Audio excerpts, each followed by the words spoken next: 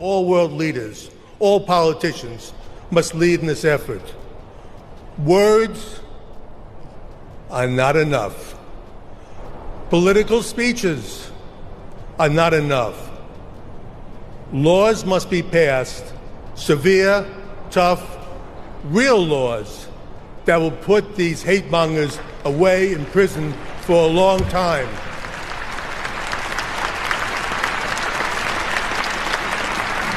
All right, so the man that you just heard is Ronald S. Lauder, right? And he's the president of the World Jewish Congress, right?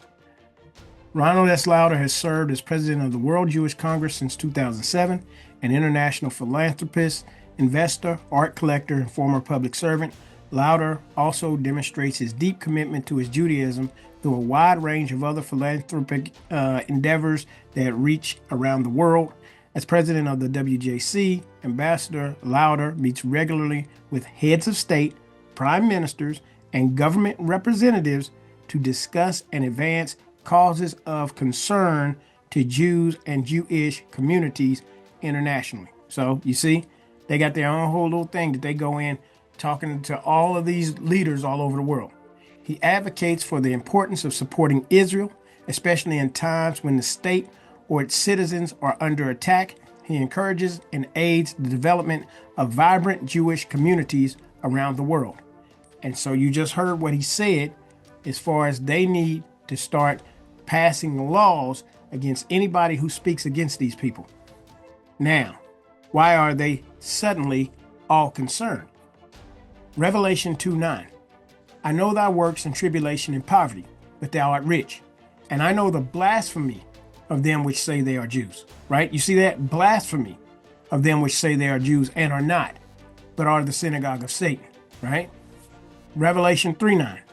Behold, I will make them of the synagogue of Satan, which say they are Jews and are not, but do lie, right? Behold, I will make them to come and worship before thy feet, and to know that I have loved thee.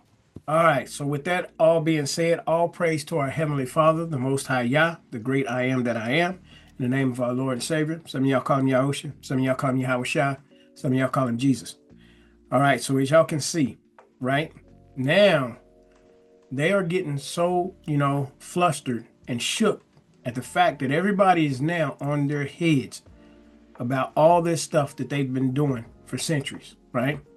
And now all of a sudden they want to go in and say, well, we got to pass laws. It's not enough for them to buy up TikTok and try to, shut everybody down, even that last video that we just done, right? First thing, I knew they were going to try to do it. First thing they try to do was demonetize that video, right? And so right now I'm going back and forth with them because they let that video run. Y'all see how that video ran. I ain't never had a video that ran 20,000 in one day. But you see what happened, right? They immediately, before the video really came out, they already demonetized it. You know what I'm saying? And I appealed it because they tried to get me based off of me using that Comedy Central skit, which is like, whatever. You know what I'm saying? I was making a point, and it's for educational purposes under copyright law.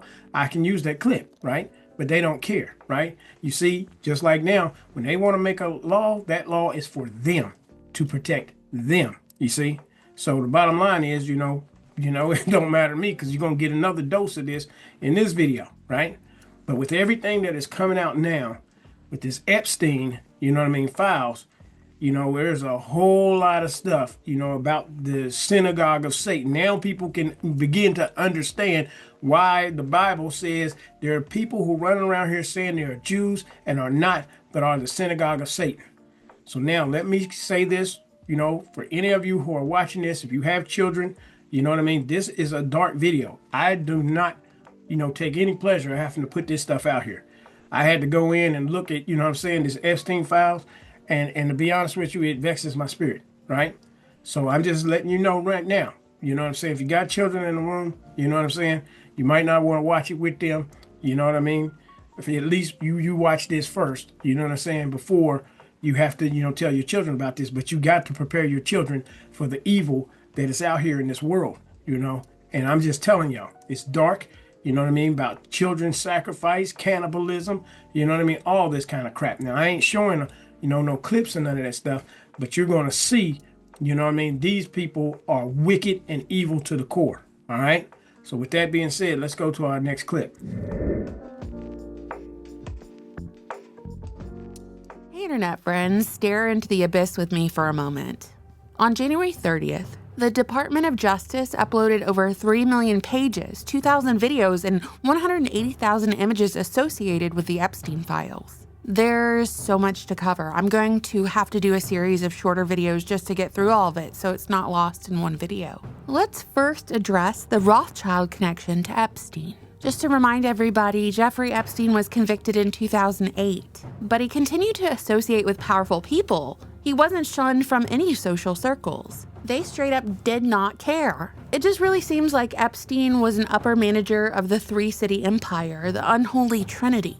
The city of London, with Israel as its proxy fourth pillar, Washington, D.C., and the Vatican, aka the bank, the muscle, and the spirit, or the ideological control. That's my thesis for all of these videos I'm about to make, a statement which we will revisit at the end of all of them. Obviously, if we're talking about the bank first, we're talking about the Rothschilds. In a 2016 email to Palantir billionaire Peter Thiel, Epstein begins the email with, "As you probably know, I represent the Rothschilds. I was hoping to figure out a way for the bank that has $160 billion in management can do something in tech. Best client list in the world. Prehistoric products. It can wait. Good luck in China." End of the email. I do wonder what prehistoric products Epstein is referring to. He then proceeds to invite Thiel to his island. So the first thing that I want to address, you know what I mean, she talked about the 3 city-states, okay? Which you got the Vatican, which is Rome, okay? Which is basically your spiritual adultery, right? The whore, right? Because the bottom line is they've changed Christ's image and everything else, you know what I'm saying? And that's the reason why you got, you know, this religious, you know what I'm saying, just treachery, you know, going on in this world with them, right? Because they are idolatrous, okay? But anyway, then you got London, who is another city-state, right? But that's where the financial arm is. Remember, in the UK, we already showed where the state of Israel is listed as a company, okay? So then you got the military wing, which is Washington, D.C., which is another city-state, okay? So the bottom line is these 3 city-states, and that's where they all work together, right? So this is important to what she was saying. The next thing she showed you was Maria Abramovich. I think that's how you pronounce her name, okay? Let's go in, and I want to show you her. We're going to talk about her real quick, you know what I mean? And how this even, you know, gets Jay-Z involved in this, all right? So now let me go show y'all this next photo. All right, so you see in this photo that she showed, Lord Jacob Rothschild, which y'all already know, he's even in the video where he says they were instrumental in, you know, creating the state of Israel. You see he's with this woman, Marina Abramovich, right? In front of a painting called Summoning Satan. Now, the one thing about her, you know, a lot of things came out about her in like 2015, 2016, when during the Hillary Clinton versus Donald Trump election, about her spirit cooking, okay? But now let me show you this next picture. All right, as you can see here, that's Marina Abramovich with Jay-Z. And his name gets thrown out here, you know what I mean? But we'll deal with him later towards the end of this video, right? But I just wanted y'all to see him with her. Now let me show you this short clip of what it was that came out about her with this spirit cooking, you know what I'm saying, about 8, 9, 10 years ago.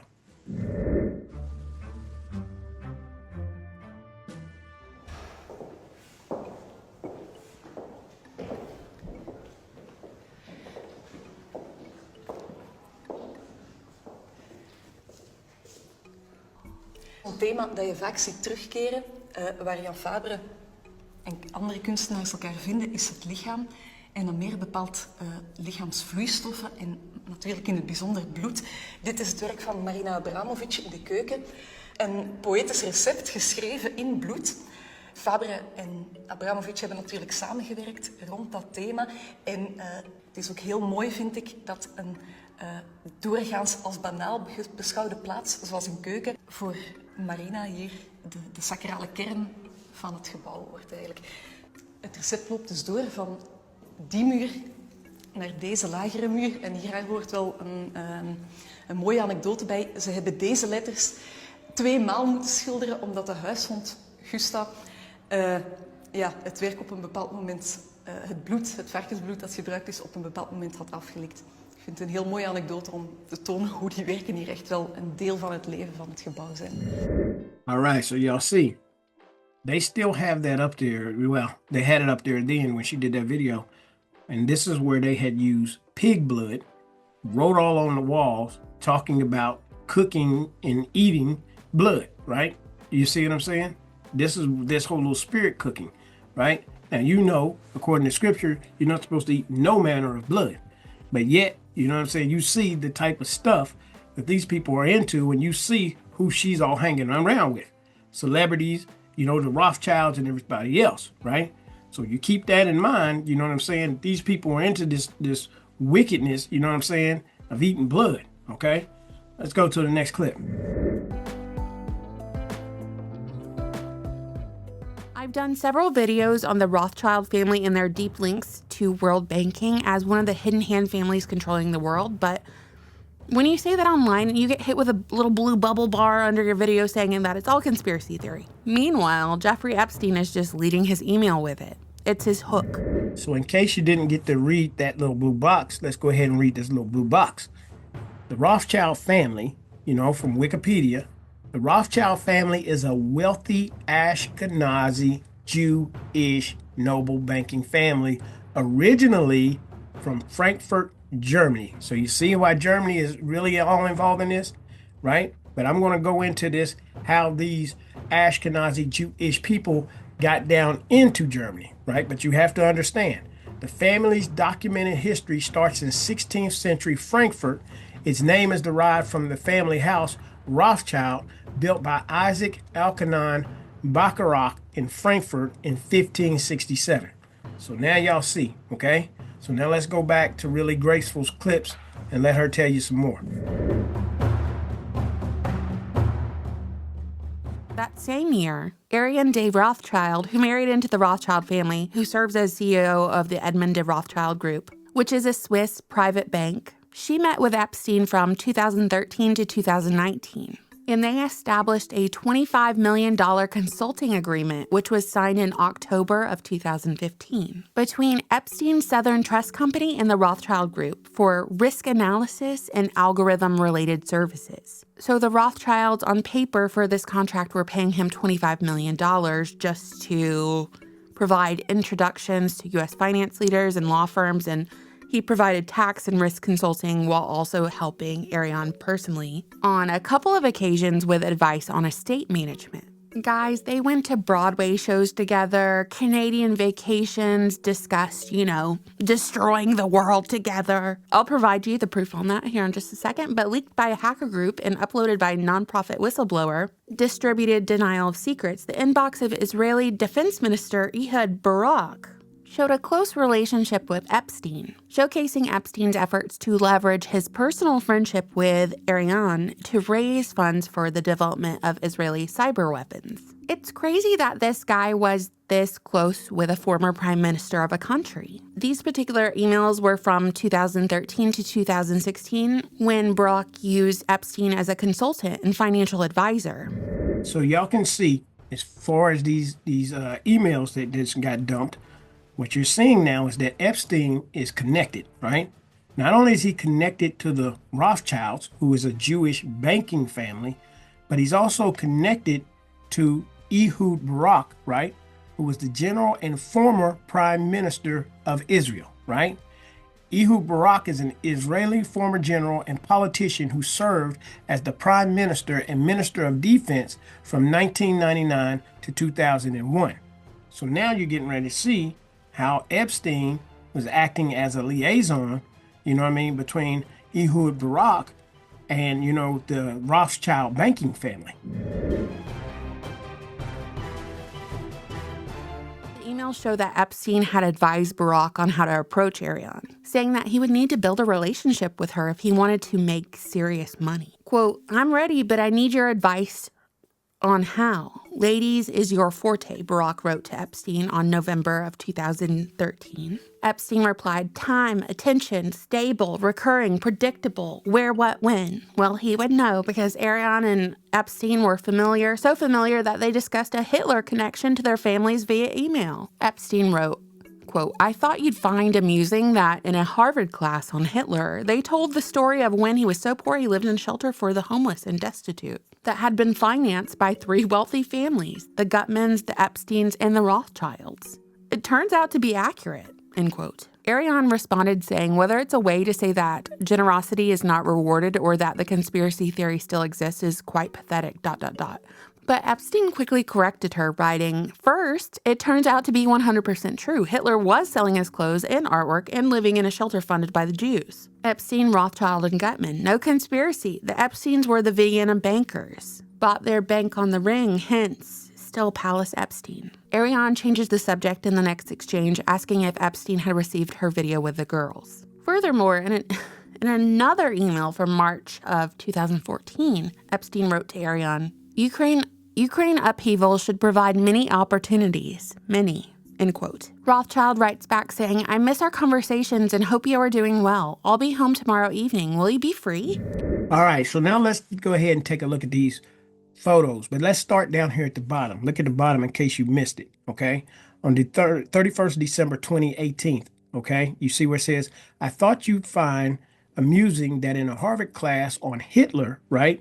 They told the story of when he was so poor he lived in a shelter for the homeless and destitute that had been financed by the 3 wealthy families, the Gutmans, the Epsteins, and the Rothschilds. It turns out to be accurate, okay? So Hitler was just a poor guy, right? And who ends up, gravitating to power, right? But people backed Hitler, right? Anyway, when you go up, you'll see where she says, Ariane de Rothschild replies back to Epstein, whether it's a way to say that generosity is not rewarded. So we took care of this little poor bum, right? And yet, he turned on us, right? Or that the conspiracy theory still exists is quite pathetic, right? So here they are saying that it's true, but yet, it's a conspiracy theory, right? Okay. And then it says, then this is Epstein back to her saying, first, it turns out to be 100% true. Hitler was selling his clothes and artwork and living in a shelter funded by Jews. We were funding that shelter that took care of him. Epstein, Rothschild, and Gutman. No conspiracy, right? The Epsteins were the Vienna bankers. So you see, Epstein is saying, yeah, my people were bankers, bought their bank on the ring, hence still Palace Epstein. Where are you? I'm in bed with your cold, right? You're going to see later what this is all about. Let's discuss Ukraine, end quote. Just a little light and casual war profiteering. Lots of children without parents running around in war times, Just remember, this is the same family, the Rothschilds, the same banking dynasty that basically engineered modern-day Israel through their Balfour Declaration. This is a wild connection. Epstein wasn't just a pervert. He was a well-connected upper manager giving advice to elites. And all the connections are laid out right here in these files. All right, so now let's go back to this emails, right? Where you see at the bottom, again, it says it turns out to be 100% true. Hitler was selling his clothes, okay? So we already read that, okay? Then when we go back up, it says, I know it's true, but regularly used to say that Rothschilds planned and supported Hitler in mass destruction to gain more power. I'm in the Maldives, also with a cold since yesterday. I've been diving a lot, 3 to 4 times a day back in Europe, right? And this is where, they talked about I'm in bed with your cold or whatever. But now you see what else she said. You know what I mean? Great. Did you get my video with the girls, right? So it's like, what are you talking about, the girls? And we have another email, right? And this is what it reads, particular about the Ukraine. Okay, so it's important to understand what they said about Ukraine. Hi, Jeff. Very long day sitting on bank board. Neighbors are okay, but not satisfactory to me. And I'm putting them under pressure to be more innovative about asset management funds while restructuring. I'm in a dinner with a client, fed up. I miss our talks and hope you're well. We'll be at home tomorrow night. Will you be free?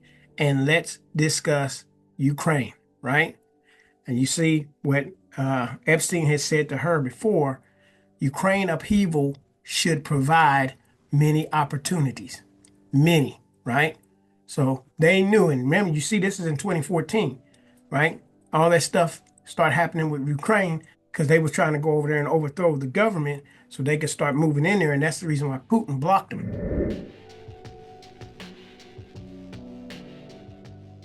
Start with the obligatory question. Are we still talking about the Epstein files? Are we still talking about those Epstein files? Yes, actually, we are, Trump. We are, man.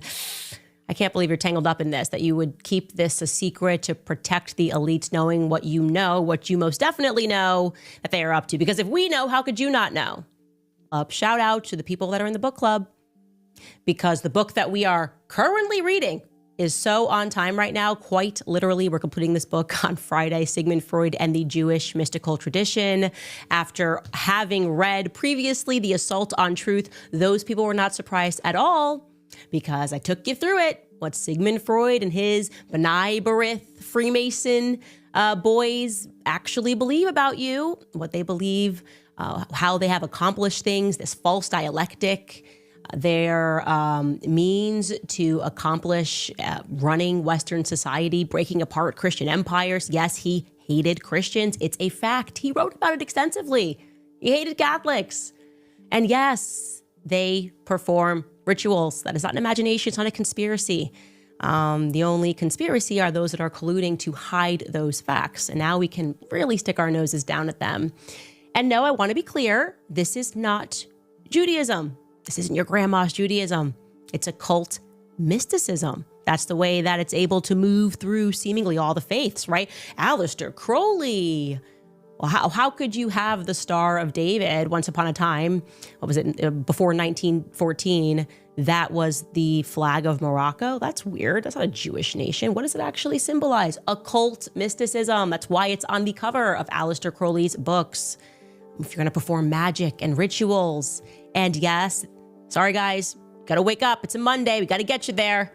They deem children to be a necessary part of their initiation rituals. This I'm going to read from you is actually a direct quotation from Sigmund Freud, okay? The person that was hailed as a hero. We were in high school and middle school, and he's the father of modern psychology. Yeah, guys, that's kind of the problem. That is kind of the problem, actually.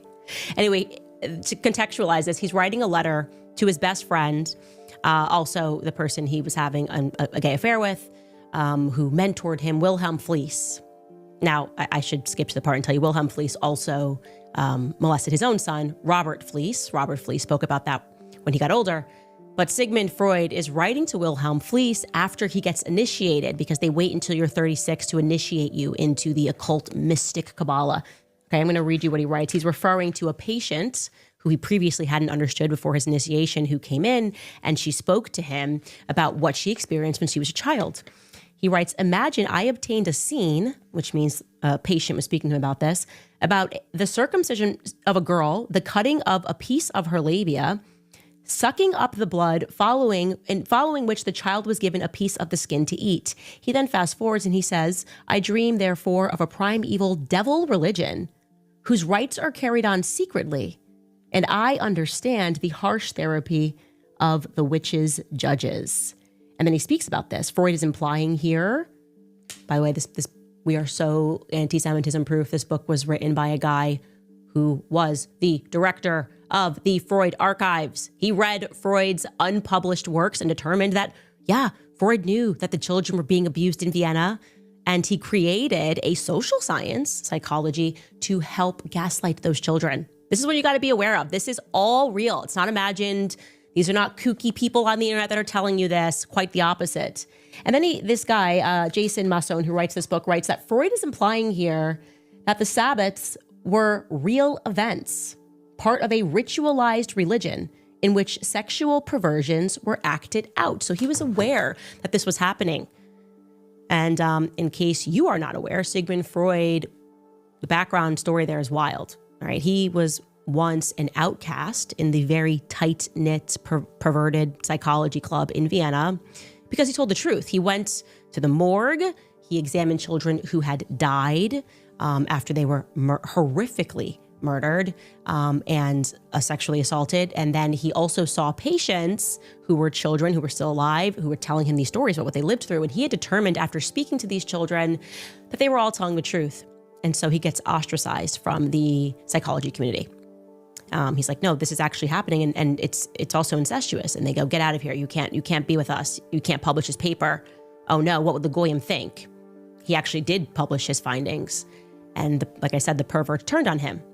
Then remarkably, at the age of 36, he partakes in a ritual during which he's welcomed into the club, and he changes his mind and he writes to Wilhelm Fliess that he now understands. Okay, so that's what I just read to you. Like he now understands what is happening. And that is why you need to wake up and recognize that this is what is happening in our world. And what he's referring to are ancient pagan festivals and ceremonies that center around the earth's cycles of death and rebirth. And so to make this extra clear to you, we are not in a war between monotheistic faiths. The people that we are fighting are effectively pagan gypsies who have been wearing the cloak of Judaism, I would say, since the fall of the missing Khazarian Empire. The Khazars were a nomadic Turkic tribe who adopted Judaism in the 8th century. All right. So as you can see, this is a Khazar Khaganate from 650 to 850, AD. All right.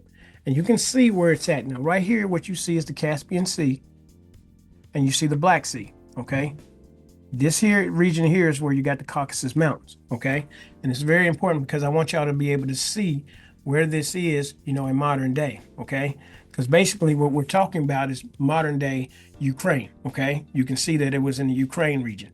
All right. Here you can see up here is the Rus. Okay. Now, the Russians are the ones who actually came down and destroyed the Khazar kingdom. Okay. The Russians were Christians. Underneath here, you had, the Arabs, right, who were basically, but you got your Islam, okay? And Islam was pushing towards this way and this way. So they had the Christians to the north, they had Islam to the south. So these people did not want to convert, right, to either being Christians or, to let's put the little crescent up here. Okay, your little crescent moon, okay? Or to Islam, okay? So they didn't want to be Christians. They didn't want to be Islam. So what did they do? They converted to Judaism, okay? Hence, this is where you got these converts that, now claim to be Jews, right? The Jewish people. Well, of course, when Russia destroyed them, it forced them to flee. Well, of course, they're not going to flee south to Islam, but they eventually fled over this way into Germany. All right, let's look at another map. All right, so here's the Black Sea, okay, and here's your Caspian Sea, okay. So that's how we can kind of keep everything, together. Remember, the Khazarian kingdom was all up through here, right? Okay. And so here's Russia up here, and now you can see once they were destroyed and defeated, they didn't go south into here and all these lands where, Islam was, right? They ended eventually migrating into Poland and Germany, okay? Even down into Austria, right? So you see, this is how the Khazars began to come into their country. Now, once they got into their country, the Rothschilds end up through, all these different wards or whatever, where they were the bankers, and that's how they end up getting all this financial power, and they start lending, to not only, the UK, right, but to Germany and France and Spain and Italy because of all these different wars that they were having in Europe, right? And they would fund both sides of the war, right? So this is how, basically they got into power, and, and they've been, pretty much into power, and basically, they made that declaration, right, in 1917 after World War I to go and create this state of Israel down here. All right. So with you understanding all this stuff, this is, why, they stole our identity so they could go down here and try to create a Jewish homeland. All right.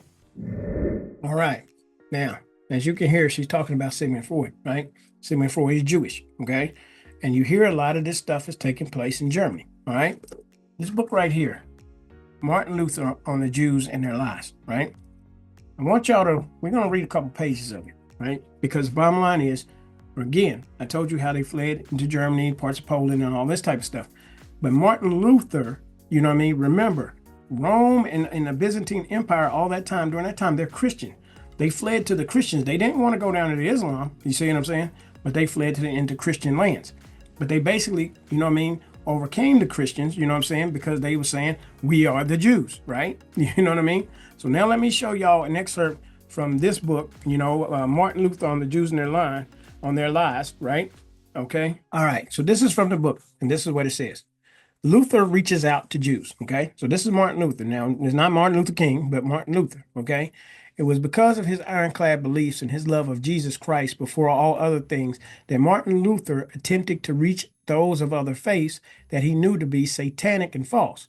He sought to help men and women escape from both Islam, which he called the religion of the Turks, okay? Because remember, they were south and they were starting to spread throughout Turkey, Islam, right? And was pushing the Khazarians north, you know, and the Russians destroyed their kingdom and they fled, you know what I'm saying, back west into, you know, the Germany and all that. But anyway, he sought to help men and women escape from both Islam, which he called the religion of the Turks, and Judaism. As a young man, Luther befriended Jews and invited rabbis into his home.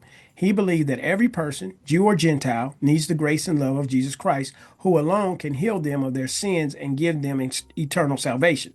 Luther criticized those Christians who led lives of vice and sin while condemning the Jews. As early as 1516, at 33 years of age, Luther wrote that many who deem themselves Christians are proud with marvelous stupidity when they call Jews dogs, evildoers, or whatever they like, while they too and equally do not realize who or what they are in the sight of God. So you see, he was defending these people, right? But you see how, you know what I mean, these Christians felt about these Jewish people who had migrated into their countries, right? He taught that kindness toward the Jews might win them to Christ. Luther even wrote a manuscript that Jesus Christ was born a Jew, advising Christians to be kind and loving towards Jews. Luther also preached that Christians should act with compassion toward the Muslims. The Ottoman Empire was at the time invading and attacking Christian cities and people, and Islam was a definite threat. Yet Luther advised Christians not to physically war on and fight Islam on behalf of their faith. He preached against holy war and said that war and conflict should only be pursued to defend one's nation. Prayer was preferred over armaments, said Luther. Luther discovers the awful truth about the Jews. Okay, so you know he's been advocating for him until he finds out this. However, as the years went by, Luther became more knowledgeable about the true teaching of the Jews, teachings they had hidden from the Gentiles and from him. He was aghast to discover that the compassion and love he held toward the Jews was not returned. In fact, he discovered that Judaism was rife with hatred toward Jesus and Christians.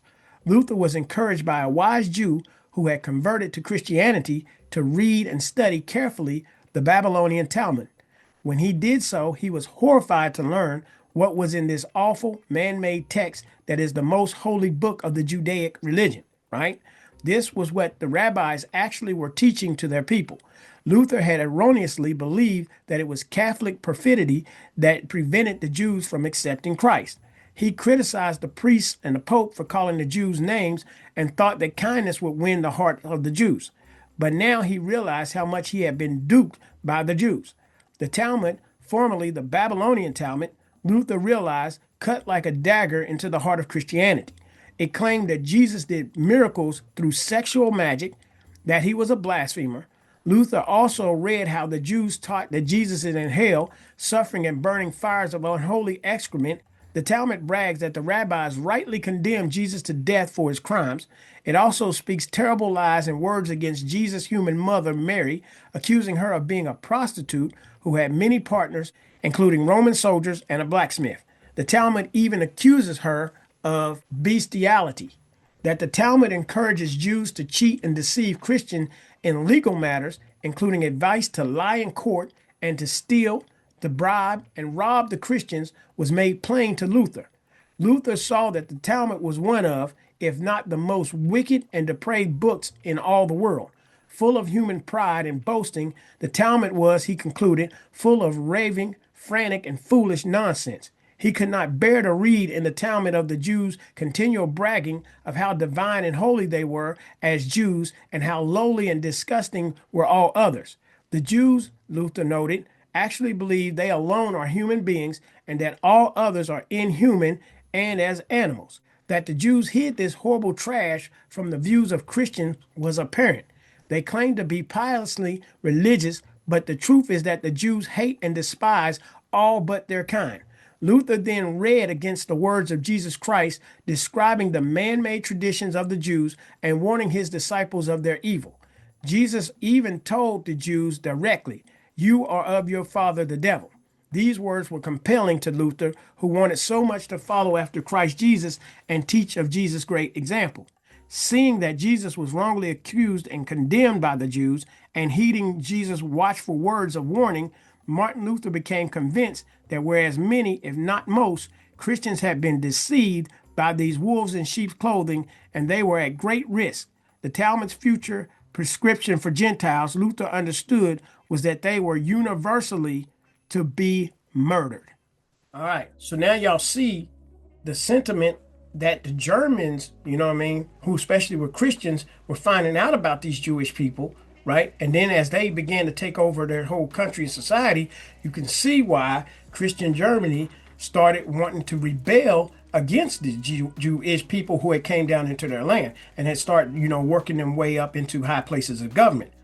Well, does that not remind you of the same exact thing that's going on here in America, right? And what did these people do to Germany? They utterly tried to destroy the Germans. This is why Americans need to understand this stuff, right? Because these people will backstab you and betray you, especially if they can draw you into a war and then open up the door for any and everybody else that they work with to come and destroy this country, right? So this is why you need to understand this stuff. But now let's go back to Candace. Now, Freud, this part is important. We're going to get to what's in Epstein's emails because, man, if I didn't tell you guys the truth, Freud himself was a racist, okay? He was a part, like I said, of the Freemason group B'nai B'rith, which had, if you don't know what B'nai B'rith is, you got to wake up, especially if you're in America, okay? That lodge, it's Jewish supremacists. They had everything to do with the Civil War in America. They excel at creating the false dialectic, the North versus the South, the left versus the right. Ulysses S. Grant notoriously expelled Jews from his military district, Tennessee, Mississippi, Kentucky. You think he was just like what, another white supremacist? Everyone's just a white supremacist. They would have called him a white supremacist, or he was anti-Semitic. Everybody's just anti-Semitic. No, it had everything to do with what they were cooking up at these lodges, B'nai B'rith. That then subsequently became the ADL after the ritualistic murder of a Catholic girl named Mary Fagan. All right, for those of you who don't know what B'nai B'rith is, let's go to Google and let's go to AI Overview. What does it tell us? B'nai B'rith, which means children of the covenant, which we know they're not, because if they were, right, for them eating blood and all this stuff, and they reject Christ, we know they should be under the curse of the law. We'll go there in a minute. But anyway, B'nai B'rith is the world's oldest and largest Jewish service organization. Founded in New York in 1843 to unite Jews for community service, advocate for human rights, combat anti-Semitism, support Israel. So you see, the reason why that anti-Semitism, you see that they was getting persecuted a lot in Germany because of their views against Christ, right? So what they were doing is by them claiming to be the Jews, the true children of Israel, they would say that all those other European nations who were descendants of Japheth, y'all are being anti-Semitic, right? They couldn't say you're being anti-white because they were white. So they would say they were anti-Semitic. Why? Because they had assumed our identity, right? But anyway, combat anti-Semitism, support Israel, and promote Jewish continuity through education and cultural programs. It provides welfare, right? Helps immigrants, runs community centers, and has strong advocacy at the UN. with a mission focused on Jewish unity, security, and betterment of humanity. Origin, started by German Jewish immigrants, right, in New York City to help fellow immigrants, focusing on mutual aid like insurance for widows. Now, again, they tell you that they were immigrants. They wasn't taken captive and carried here. They immigrated here, right? Mission, upholds principles of benevolence, brotherly love, and harmony, serving Jewish communities globally and advocating for the Jewish people and Israel. Activities, human rights, defends civil rights, and fights bigotry, even establishing the Anti-Defamation League. So that's what Candace was talking about, the ADL in 1913, though the ADL is now independent. But you see, right, we've done that thing with Jonathan Greenblatt, you know, in the ADL, and how they want to take people's free speech and also go in to, you know, the Googles and whatever and change up the AI, you know, to be more favorable towards them. We already done that video. But let's go back to Candace. And the Epstein files create an opportunity for us to discuss this, to hear the way they speak about us behind closed doors, exactly how Sigmund Freud spoke. It's racist, right? I want to make it clear that this is, for them, a religious philosophy, a racist perspective that we are goyim, meaning cattle that are meant to be herded and ruled over. I said this at the end of last year. I said this is how I am being treated because I don't listen to them. Hence their psychotic, obsessive, and frankly, their evil manner in which they have confronted me simply trying to move on in my life after realizing I don't want to work for Zionist psychopaths. I just don't want to do that if that's cool. To them, that's akin to a buck that won't break. How dare you? They feel as maybe you or I would feel if an animal beat us at a game of chess. That's what it feels like when Candace is just like, peace, I'm out, and her life is not subsequently ruined and over. And they will keep publishing things and calling me names. Everything she's saying is an anti-Semitic conspiracy until the emails drop and Jeffrey Epstein, who worked on behalf of the Rothschilds, according to him, he wrote that in an email, the Rothschilds, who credit themselves with having created which nation state? Oh, right, Israel. Israel, the same nation state that is having a bunch of women say that they were ritualistically abused in a forest by rabbis. That's happening in the Knesset right now, that nation state. Right. So now y'all see, you know, everybody is all this stuff, I've been sitting here and watching this stuff and knowing these things for years.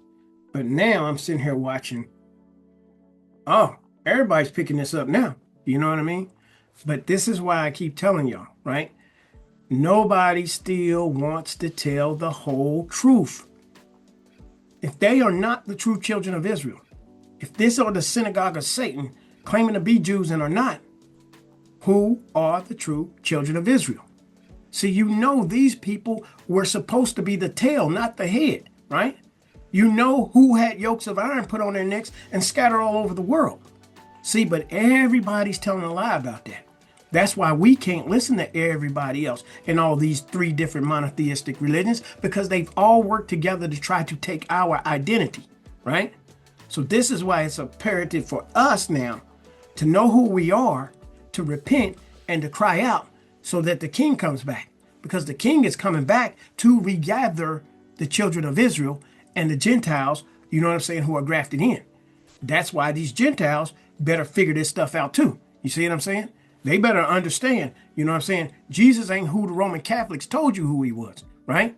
You know what I mean? Y'all better figure out who the true children of Israel are, because you have been worshiping and you have been, supporting the synagogue of Satan, whether y'all know it or not, right?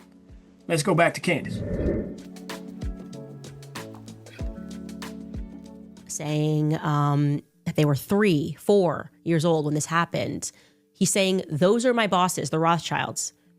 And here is a brief, but by no means an extensive coverage, video that was put together by, I assume this guy must be Goy, right? Goy? Is he Goy? TikToker Contrarian put this together. Take a listen. Israel is mentioned twice as much as Donald Trump in the new documents. Here he is discussing with Roger Schank, a Jewish American academic and hedge fund worker, saying Jews create vast fortunes by manipulating markets and creating financial speculation and exploiting labor. He says, let the Goyim deal in the real world. In a discussion with the Rothschild family, Epstein says if they overthrew the Ukrainian government, there would be great opportunities. The Rothschild family paid Epstein $25 million for certain algorithms. While talking to Peggy Seigel, August 7th of 2010, she asks if an event is going to be 100% Jewish. He says no, they'll have Goyim in abundance. But don't worry, they're just brilliant wasps from JP Morgan. Joshua Finkelstein, BlackRock's Larry Finkelstein's son, is accused of not having any respect for non-Jews, seeing them as not human. This is from his ex-girlfriend, Svetlana. He pressures her to have an abortion. In 2017, Epstein has a conversation talking about if you want to hire the best people, you have to hire only Jews. Only hire those who can prove they are genetically Jewish. Maria Farmer, one of the first victims to come out and name Epstein, I wasn't allowed to go get food. And when I called Ghislaine and asked why I couldn't eat there, she said, it's a Jewish country club. You're not Jewish. They're not going to serve you. They, honest to God, think their DNA is better than everybody else's. said that their operation was motivated by Jewish supremacy. All right, so let's take a look at that picture, right? That they show right at the very end there, right? Because I caught this. I don't know if y'all saw it. You wouldn't believe the way Jeffrey and Ghislaine spoke about African Americans. You see that? But yet these Jewish people always say, oh, we helped y'all with the NAACP and we stood with y'all, you know, for civil rights and all this, right?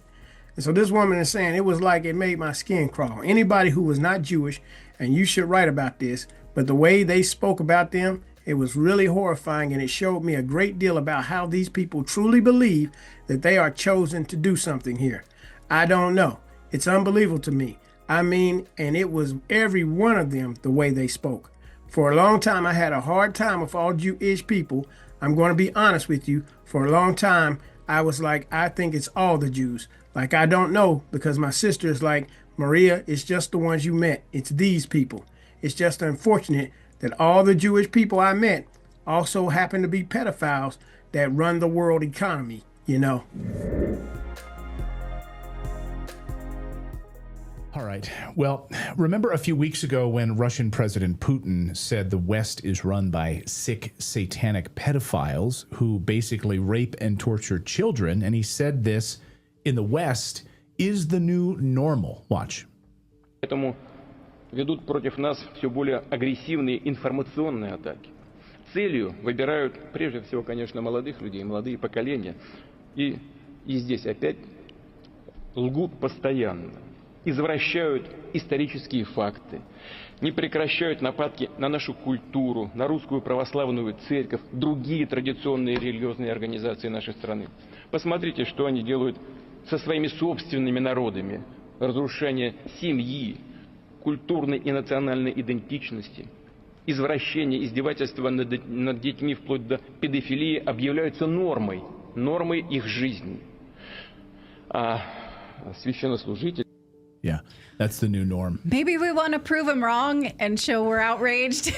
No. Or we're just like, yeah, we do that. Here's the... No, and that's not the only time he said it, of course. He's repeated it a number of times. And he's actually talked about some of the dark rituals that these elites in the West are like filling their bellies with flesh of humans. I mean, so this is not, we'll talk more about that in a second. Why don't they release some stuff? Since I'm sure the KGB knows some stuff. Oh, I'm sure they do. I'm sure they Dump it on us. I'm sure they please. have plenty of it. We go back and look at these, you know, pictures of what Putin said in case you didn't catch it. They are destroying the institution of family, their culture's historical identity, right? So you see, he even said they are denying their historical identity, and various perversions with regard to children up to pedophilia are accepted as the new norm. And priests are forced to recognize and officiate same-sex weddings. All right, so y'all see, Putin basically is like, listen, we ain't like those Western civilization perverts, right? We understand, you know, our Orthodox belief, and they can't defeat us on the battlefield. But remember, there's something else that Putin says that, you know, they went on later on saying, oh, they debunked it. Oh, it was AI-generated video. Putin showed the black icon of Jesus. Let me show you. Did you know that the biblical Jesus Christ was a black person and not the white Caucasian with blonde hair and blue eyes that is often presented? This has been the question among students, historians, and religious leaders for thousands of years. We begin when Kherson was annexed from Ukraine. President Vladimir Putin visited the military and presented this Russian Orthodox icon of Jesus to the military commanders.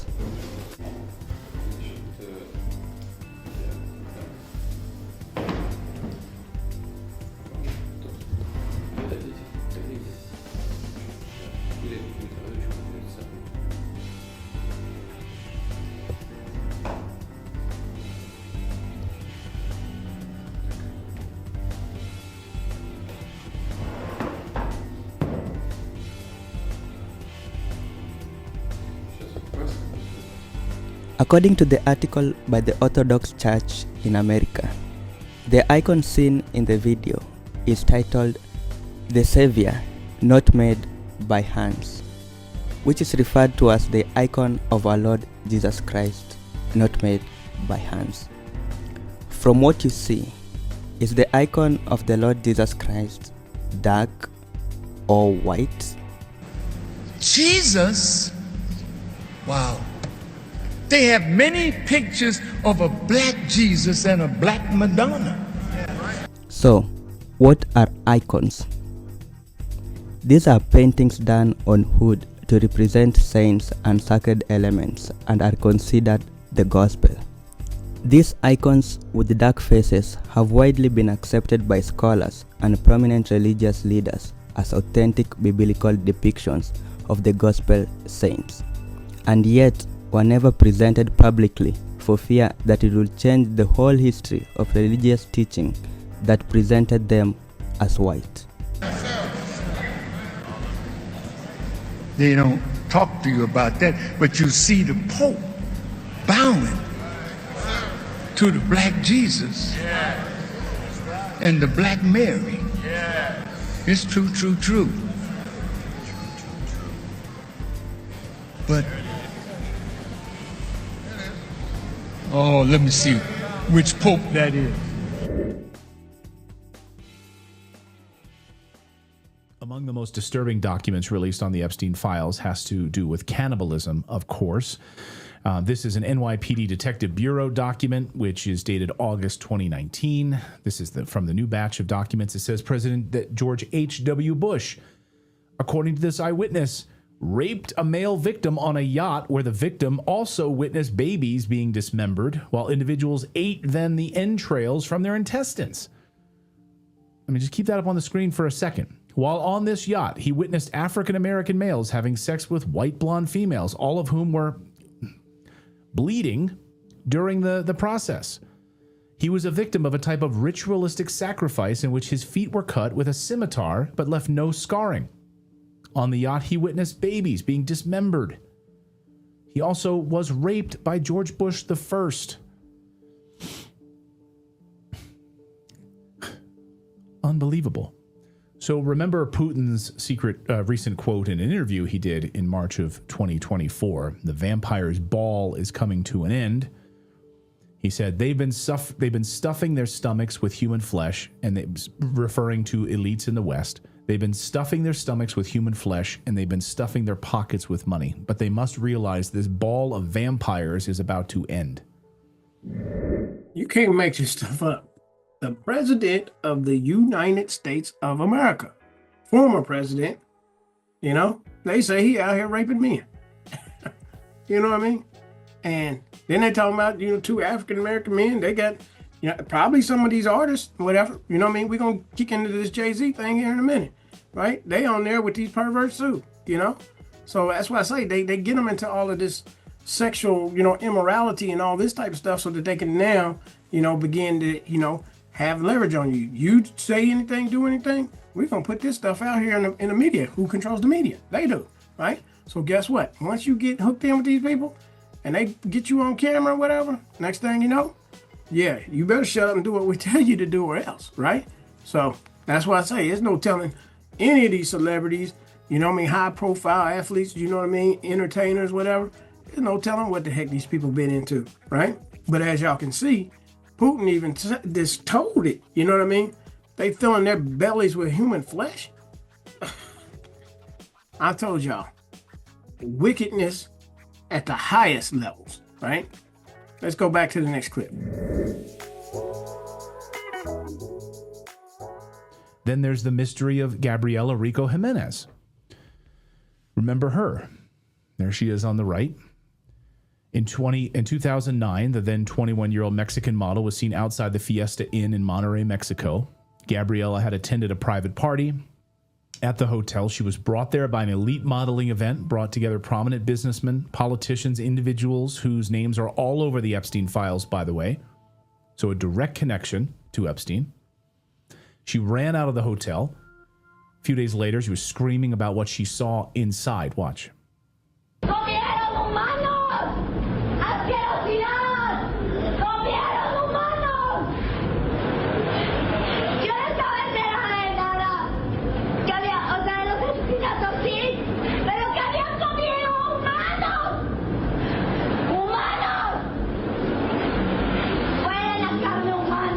And she was describing the elites there smelling like human flesh after they'd eaten it. She was rambling on and on about these global elites' satanic rituals and human sacrifices. She claimed world leaders were there, including former U.S. President George W. Bush. By the way, Epstein had a nice painting of George W. Bush in his office with a little like a paper airplane and Jenga blocks on the floor to resemble the Twin Towers, like he was throwing this paper airplane as if he was the one that had knocked the towers down. Like, you'd have that artwork in your house? Anyway, that they all took part in this ceremony, eating children. Police took her away and claimed it was a mental breakdown. By the way, she was never seen again. There's actually no hospital records. There's no evidence that she's anywhere. Gone, disappeared, no official statements, no trace of her. Even her family stayed totally silent on the story. Then there's Prince Andrew. And now the revelations that back in 1990s, Ghislaine Maxwell recruited a girl from a modeling career, and instead of modeling, she was sold as a slave for sex and torture. Prince Andrew was an accessory to her death as he tortured her and me, according to this eyewitness and according to one of these victims, and forced her murder. And then these photos released in this batch over the weekend of Prince Andrew there on the floor with a young girl, presumably a young girl. Some people online like, he's probably just giving her CPR. Yeah. And look at the person lounging in the back. There's with his feet up on the desk. The bed. Yeah, feet up on the desk or feet up on the whatever it is. So, and then there's this nugget. Remember Isaac Cappy, who was killed shortly after he started exposing the elite pedophiles in Hollywood and the cannibal ring and all of this? And here's just a sampling of what Isaac Cappy started to post. Is a pedophile. Oh, I'm not going to talk about Tom Hanks either, who is also a pedophile. There's this girl, Sarah Ruth Ashcraft, on Twitter, who has been accusing Tom Hanks of raping her when she was 13. Her dad sold her to Tom Hanks. It is so rampant. It is so bad. But so watch for the symbolism. Yeah, so Isaac was killed, of course. All right, so y'all see, not only are they doing sexual crap with children and all this, they're killing and eating people, you know? I mean, you can only imagine the wickedness that's in these people, right? Now, in the Bible, it talks about when the Israelites would be in the siege, you know what I mean, surrounded by their enemies, and they would be hungry and all this type of stuff, you know, that they would eventually turn and start eating their children. But these people, you know, aren't even in the siege. You know what I'm saying? They rich, own the world and every daggone thing else. And just running around here eating human flesh. Yet, you know what I mean, how many years did we hear, oh, these people in Africa, you know, in the jungle, they eat each other and all this type stuff, right? Said, made us think that all these people, you know, these Africans was a bunch of jungle, you know, savages that eat each other. And here it is, these people in suits that's running the world and everything else are in here, you know what I mean, raping and molesting, you know what I mean, children and eating, you know what I mean, human flesh, you know? just straight perverted, right? But now let me show you this last little clip for Redacted, and you're gonna see how Jay-Z's name get thrown into this. And then I'm gonna go to the Tasha K video, you know what I mean? Because she's gonna break down, you know what I'm saying? You know, what one of these entertainment reporters, she was sitting down and talking about, you know, all that little filth they got going on in Hollywood, you know? For Kash Patel to sit there and say that none of this was happening, that, yeah, Bill Barr witnessing torture and abuse. Okay. He's also, by the way, the one that signed off, if you'll recall, on that Epstein killed himself. So here y'all go, right? You know, Epstein, Jeffrey, child sex trafficking, you know, drafted by, they redacted that 7/10/2019, right? Details. So this person called the FBI National Threat Operations Center to identify herself as a victim of sex abuse by Jeffrey Epstein and others. Provided the following information. In approximately 1994, revealed herself as a past victim of sex abuse by Epstein. Described the abuse occurred during parties. Further identified as a friend of, such as they redacted that, in approximately 1996, resided with, and an unknown man abducted this person from her home when she later awoke in the presence of Harvey Weinstein, so his name is thrown in here, and Sean Carter, Jay-Z. While Weinstein had inserted his finger into, believed she was in Epstein's mansion in Florida. Estimated she was abducted on 7 occasions, awakened each time in an opulent indoor setting, suffered from sex abuse on multiple of these occasions in which Epstein participated. Recalled Leon Black and William Barr, right, current United States Attorney General, being present during some of the occasions of abuse. And that's why redacted, you know what I mean, while they was just now saying that William Barr is the one, you know what I mean, that signed off on the whole Epstein report or whatever.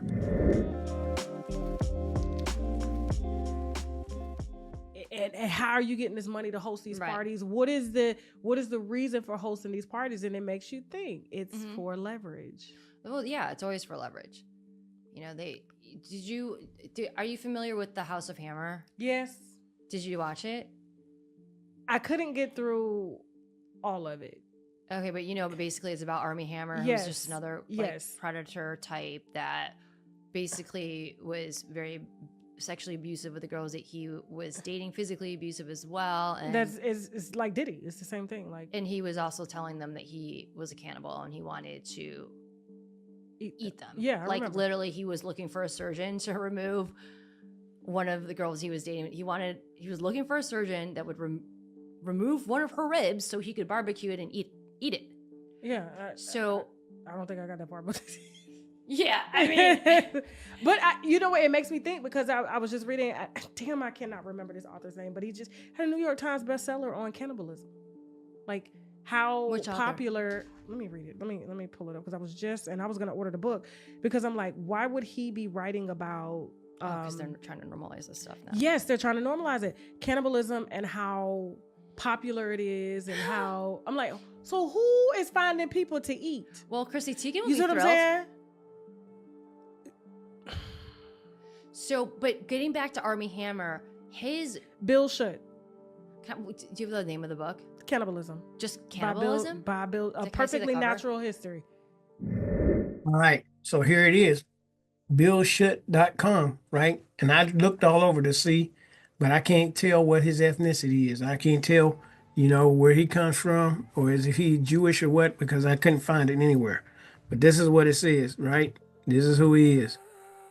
Bill Shutt is an emeritus professor of biology at LIU Post and a research associate at the American Museum of Natural History. His newest nonfiction book, Bite, An Incisive History of Teeth, From Hagfish to Humans, garnered a full-page rave review in the New York Times, a starring review from Kirkus Reviews, and more great notices from the Wall Street Journal, Library Journal, and more, right? Right? He's the one that made that book. Y'all see down here, Kirkus Reviews, the Wall Street Journal, Cool Green Science, and elsewhere. Shutt's Cannibalism, A Perfectly Natural History, garnered widespread raves from the New York Times editor choice, the Boston Globe, and a long list of reviewers, right? You see, they giving this guy rave reviews for writing about eating people. You know what I'm saying? These people are savages, man. He's trying to introduce cannibalism as a fad. Like, Yeah, you can eat keto, you can get superpower. Well, it's not just him. There's this is the cabal. They're trying to normalize pedophilia. They've been trying to normalize cannibalism. Like they've been doing this for years. If you're paying attention, if you read articles about cannibalism and pedophilia over the past 10 years, you'll see that they're trying to normalize all this stuff. But back to Army, like speaking cannibals, back to the cannibal Army Hammer. His grandfather, it was either his great grandfather or his grandfather, was a really powerful oil guy, like just like filthy rich back in the day. His name was Armand Hammer, right? Well, guess what he was running? Another blackmail operation. He was best friends with members of the royal family and presidents and just some of the most powerful people in the world. And he would secretly record all of them. And he was running surveillance on all these people. So and there was that whole family is a mess. Like they were in a dark occult type stuff as well. And there's, child sexual abuse and all kinds of abuse. Now. Everybody in the family got cancer. Right? And so, I know, right? But he was, and I remember when I was watching that, I'm like, wow. So there's all these mini Epstein type rings where there's all these powerful people that are running surveillance operations. And let me tell you, most of them aren't doing them alone. Most of them are working for an intelligence agency. The question is who? Is it Mossad? Is it the CIA? Is it MI6? Who are they working for? That's the bigger question. But most of these people aren't doing this on their own. And they're not smart enough and or sophisticated enough to do this stuff on their own. What was happening to Britney Spears? Go back to Lou Taylor, and who's tied to Diddy. And by the way, the woman that worked under Lou Taylor, Robin Greenhill, she was the one, according to court records, that was paying Diddy's sex workers for him because he's one of their clients, right? Now, who do they work with? They worked with, or they still do, I believe, a firm called Black Box Security. Well, who founded it? A guy that's former Israeli intelligence, Eden Yemeni. What did he do to Britney Spears? He ran illegal surveillance on Britney in her bathroom, in her bedroom. This person was supposed to be protecting her. They were supposed to be her security. And this was even in the New York Times. This is not fake. They can't say fake news on this because even the New York Times acknowledged it. It was actually a good story. But they were running surveillance on Britney. Do you see the dots connecting here? And so I'm telling you, most people that have their houses, bugged like that. I mean, Playboy. Hello? Do you think Hugh Hefner was just some pervy dude that had a popular magazine? He had intelligence on some of the biggest names. Right, but he was secretly recording. He was doing the same thing. He was secretly recording all these powerful people, just like Diddy, just like Epstein, just like Armand Hammer. You think he was acting alone? No. Or was he working in conjunction with possibly, I don't know, the CIA? Or another intelligence agency? This has been going on for years. It's just, it seemed very far-fetched to most people just a few years ago. And now it's more, it's very much a reality. Right, it is. And I think that, I think there's going to be a lot more exposure on everyone that was involved in this ring and or Epstein's ring. And maybe Diddy's ring is a part of that ring. There's definitely connections. I found connections. All right. So many of y'all probably, just like me, didn't know who the heck she was talking about, this Armand Hammer, right? Well, let's go to Wikipedia. Armand Hammer, May 21st, 1898 to December 10th, 1990, was an American businessman and philanthropist. That's what they always say, they're a philanthropist. The son of a Russian-born communist activist, Hammer trained as a physician before beginning his career in trade with the newly established Soviet Union. Having made his fortune in pharmaceuticals and whiskey He nearly retired before coming into control of the then failing Occidental Petroleum in 1956. He spent the next 33 years as chief executive officer and chairman of the company, overseeing its growth to become one of the largest companies in the U.S. Called Lenin's chosen capitalist by the press, he was also known for his art collection and his close ties to the Soviet Union. Hammer's business interests around the world and his citizen diplomacy helped him cultivate a wide network of friends and associates. Armand Hammer was born in New York City to Rose and Julius Hammer. Rose and Julius Hammer were Jewish immigrants from the Russian Empire. So you see, from Vitebsk, present-day Belarus, and Odessa, present-day Ukraine. Respectfully, Julius Hammer came to the United States in 1875 and settled in the Bronx, where he ran a general medical practice and 5 drugstores, okay? And you can see the Arm & Hammer, but technically, you know, the Arm & Hammer baking soda was not, you know, by this person, but they did invest in it, okay? But anyway, I just wanted y'all to see that so y'all can basically understand, you know what I mean? These people are from, you know, the Ukraine and all that. Let me just read this part right here. Following the Russian Revolution, a part of the Socialist Labor Party of America under Julius' leadership split off to become a founding element of the Communist Party USA. So you see they had communists here. These Jewish people was part of communism, and they were supporting it over there, which supported Vladimir Lenin and Bolshevism, right? You got to remember the Bolsheviks overthrew the Russian czars, okay? So that's what I'm telling you. This stuff is deep, you know, but you can see they be having these people come to these parties, you know, freak-off parties, that Diddy would call them, and then they get them all on tape and whatever so that they can blackmail them and make them do whatever the heck they want them to do, right? All right, so let's close it down with a couple scriptures. Matthew chapter 7, verse 15. What does it say? Beware of false prophets which come to you in sheep's clothing, but inwardly they are ravening wolves. And this is literal now, you know what I'm saying? Because these ravening wolves will literally eat you, right? Next we go Ephesians chapter 6, verse 10 through 13. What do we see? Finally, my brethren, be strong in the Lord and in the power of his might. Put on the whole armor of God, right? That you may be able to stand against the wiles of the devil. For we wrestle not against flesh and blood, but against principalities, against powers, against the rulers of the darkness of this world, against spiritual wickedness in high places. So now y'all know exactly what that means, right? Wherefore, take unto you the whole armor of God, that you may be able to withstand in the evil day, and having done all, to stand.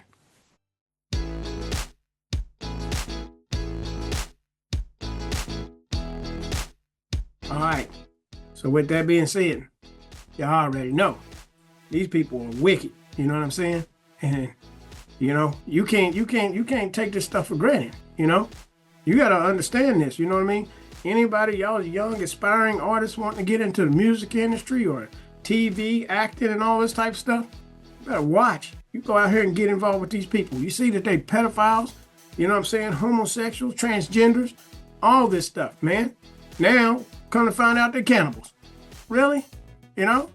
And yet, you know what I mean? You got Christians who would rather stand with these people and support them, you know what I'm saying? And say that they're God's chosen people rather than us, the ones who had the yokes of iron put on their necks and scattered all over the world, right?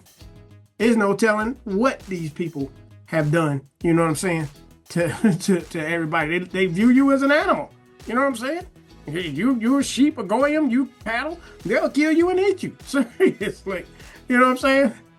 Man, you can't make this stuff up. That being said, you know what I'm saying? I hate to have to put this, you know, out here, man. This is crazy, right? But this is why we know, you know what I'm saying? You know, Satan has come down. He's angry. He knows that his time is short, right? And this is why we got to stay prayed up and anchored in the Most High Yah, in the name of his only begotten Son. Some of y'all call him Yahushua. Some of y'all call him Yahweh. Some of y'all call him Jesus. Y'all have a blessed and wonderful night. Till we meet again. Shalom.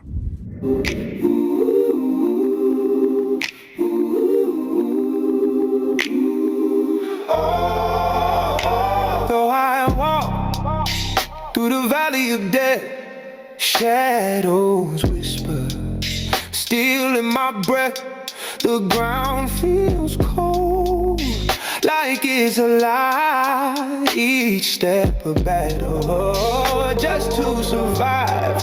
Though I walk alone through the dark, through the storm, but I'm not afraid. No, I'm not afraid. No, I'm not afraid. A light inside, it's my barricade. The trees, they shiver, they bend and creak. The wind, it howls, the future bleak. Yet my heart beats loud, a steady drum. It tells the night I won't succumb. They can't break me, no they won't, no they won't. My soul's on fire, they don't know. Though I walk alone through the dark, through the storm, but I'm not afraid. No, I'm not afraid. No, I'm not afraid. A light inside, it's my barricade. Fear is a shadow, it clings to the weed. But I got a voice, and I let it speak. Mountains crumble, the skies might fall, but I'll rise up, I'll rise through it all. Though I walk, though I'm not afraid, a lot afraid. No, I'm not afraid. I'm not afraid. It's my best.